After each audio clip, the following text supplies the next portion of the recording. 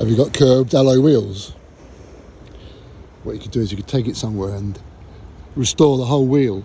It'd be about £100 each. 400 plus VAT, 500. Or you can do this, look. Get it nice and smooth. Just stick to the damaged area. Get it smooth and flat. So you can't feel the damage. Carefully.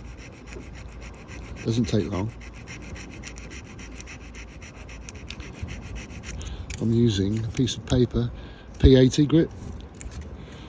So now that's pretty smooth. A bit there.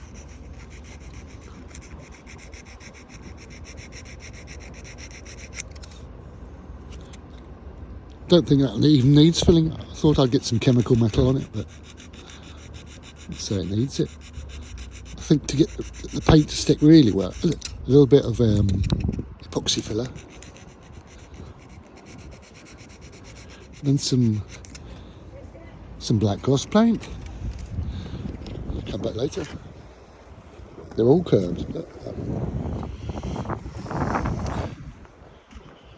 that one, not much. Yes, it is going at the bottom. That's terrible, that one. Look at that.